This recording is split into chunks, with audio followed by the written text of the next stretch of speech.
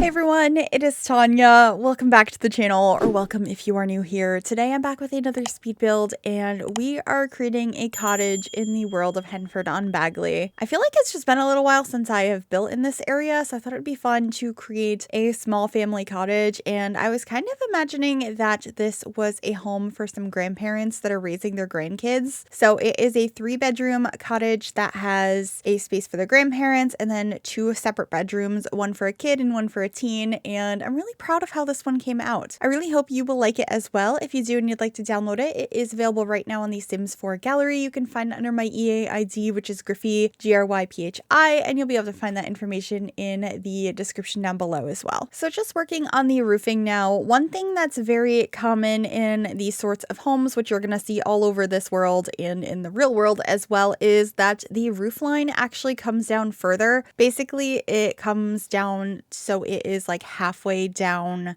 the wall, which is kind of hard to explain, but you'll see what I mean as we are working on this. So how I achieved this look was to add some half walls and then extend the eaves down in those areas so that I could kind of mimic what I was seeing in the background of this world. It makes it so those areas can't really have windows, but they don't usually anyway, so I thought it was okay. But I'd like to know what you think about this style of build, and if you have any other ideas on how to achieve that look with the roof. And hopefully I explained that okay. It's a little bit difficult to explain, but right now I am adding a fireplace or a chimney over on the front of the build. I like doing this. I feel like it adds so much character, and I just think it made the shape a little bit more interesting. And with that, I started to extend the build so it's a little bit wider, and I'm going to play around with a couple of different things. I think I cut out some of the footage, but I really wanted to have like some sort of sunroom on one of the sides of this house. So you'll see that here in a little bit. And I also end up adding a bump out on the other side. In real life, it's really common for the sides of houses to be very flat, but there's something so weird about it in The Sims. It looks too flat, so I like to just add bump outs, chimneys, extra rooms, just anything to disrupt the flatness of that side of a build. Sometimes it'll also be like a porch or something like that. And now I'm beginning to play around with the swatches of the windows and the columns, and we're going to start painting the exterior of the house. I wasn't really sure what colors I wanted to go for here. Obviously, I just changed the windows to be white with these blue shutters, and it's going to get a little bit lighter, and then it's going to get a lot darker. I really like the black swatch of these windows, and I'm not sure how often I've used them, if ever, so I do end up using those in the end, and it's just a matter of experimenting here and seeing what works best. I often go through a lot of different textures and windows and swatches before I come up with the final look for a build, because sometimes what I have in my head doesn't really match what we have in the game, or things that I think will look nice together don't look as nice as I think they're going to, or maybe they look fine, but a different combination looks even better, and that was the case here. I really liked the lighter colors with the white windows, but something about the dark wood of this house with the black windows, with the gold hardware, just looked so charming and cozy, and I think it's just because I'm entering into the colder months in the northern hemisphere that I am being more drawn to that right now, because typically I struggle to use windows that are not white windows in this game. I don't know what it is, but I always try to do like a darker window, like a brown, and then I don't keep it and I go for a white window. So I was actually really happy that I didn't do that this time. Granted, they aren't brown windows, they are black, but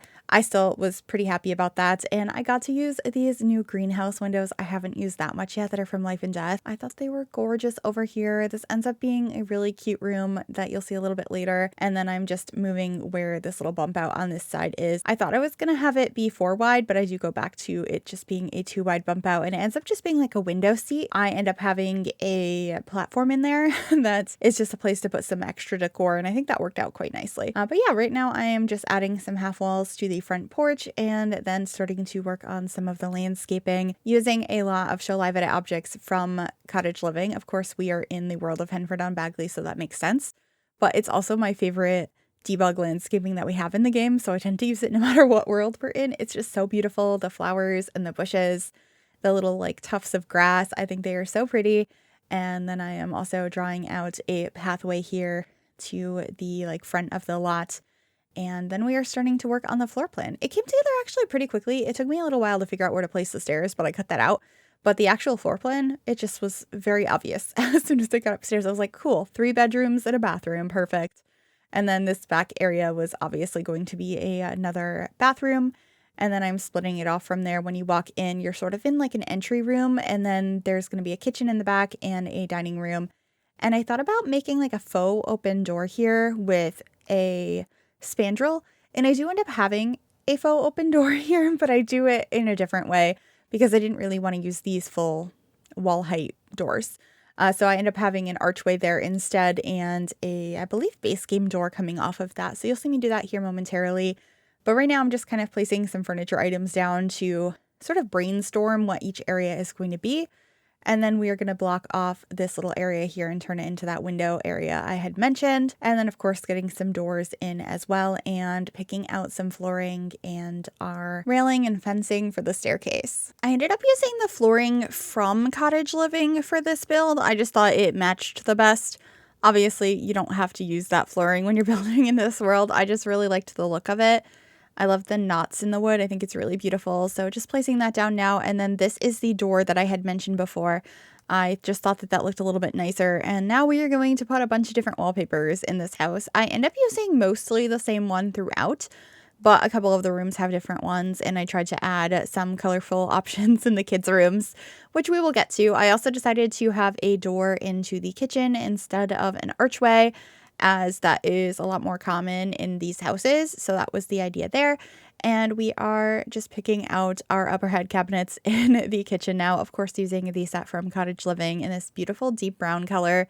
I just really wish that the cabinets didn't have the curtains on them. That just really kind of sticks you to a specific color scheme, and I'm not a fan of that. So I really wish that wasn't the case, but unfortunately it is. But either way, I do really like how this kitchen ends up turning out. I'm going to be using a stove and a fridge, which I believe are from Growing Together, paired with a lot of other things from Cottage Living, and these really cute curtains, which I believe are from the Cozy Bistro kit. Is that what that's called? So many of the packs have cozy in the title, or maybe it's only 2 of them, and that's why I'm getting confused. Either way, it's from the kit that had like bistro stuff in it. I think it's really pretty. But working on the living room now, and we'll come back to the kitchen a little bit later to decorate. I am trying to figure out which couch and chair I want to have here. I ended up going with this leather one from Growing Together. I think it is so beautiful and cozy. I love the deep tones of it and the pillows and the blankets. And then I also really wanted to have a bookcase over here, and I thought that this one from the Crystal Creations stuff pack, I think that's where that is from, was perfect. I really liked the colors, and the books were really pretty as well. And then I'm just placing a TV up on the mantle on the fireplace, and I'm gonna get a couple of bird decorations up here. There ends up being a duck and I believe a rooster. Kind of silly, but I liked the idea of it, especially since I am building with Cottage Living, and of course we got chickens with this pack. So I should be grabbing those here in a little bit because I felt like there needed to be something on the mantle next to the TV. And I just kind of found the duck and went from there. But first I'm getting some of these tools by the fireplace so you can like poke the fire. I also got this basket of blankets. There's some tea on the table, and I'm just trying to make it cozy and lived in, but it does definitely lean a little bit like grandparents, which is great because that's what I was going for. So yeah, just adding some more decorations over on the bookcase. I also just grabbed the typewriter to throw over on that desk so that there is a functional computer in this house, because that's unfortunately how they work in the game. It's both cool and a little frustrating that it's not like a proper typewriter, but I understand it having the functionality of a computer, so it has a screen on it. And there are the birds that I had mentioned.